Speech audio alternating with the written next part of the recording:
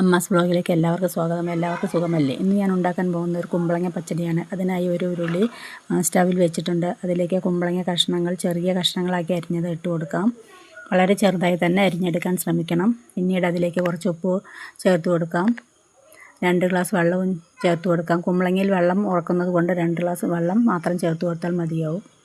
അളവിനനുസരിച്ചുള്ള വെള്ളം ചേർത്ത് കൊടുക്കുക.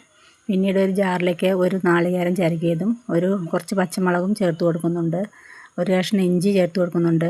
അത് ഇഷ്ടമാണെങ്കിൽ മാത്രം ചേർത്ത് കൊടുത്താൽ മതി. കുറച്ച് ജീരകവും അതുപോലെ തന്നെ ഇഷ്ടപ്പെട്ടവർക്ക് മാത്രം ചേർത്ത് കൊടുക്കാം. കടുക് ഇട്ട് കൊടുക്കണം.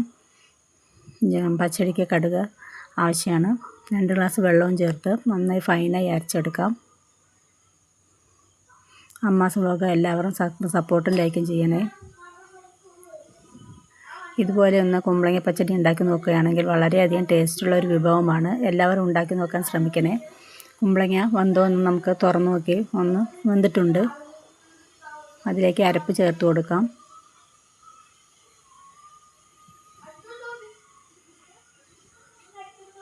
സ്റ്റവ് കൂട്ടി കൊടുക്കണമെന്നില്ല, സിമ്മിലൊക്കെ ഇട്ടിട്ട് എല്ലാം ചെയ്തു കൊടുത്താൽ മതിയാവും.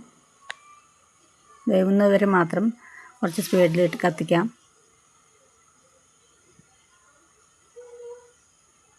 പിന്നീട് അതിലേക്ക് ഒരു 1/2 ലിറ്റർ തൈര് അടിച്ചത് കൂടി ചേർത്ത് കൊടുക്കുന്നുണ്ട്. നന്നായി ഇളക്കി കൊടുക്കാം.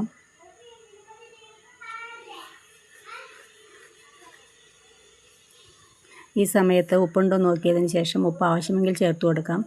എൻ്റെ ഇതിൽ ഉപ്പ് കുറവായതുകൊണ്ട് ഞാൻ കുറച്ചുകൂടി ചേർത്ത് കൊടുക്കുന്നുണ്ട്. ഒന്നും കൂടി മിക്സ് ചെയ്തെടുക്കാം.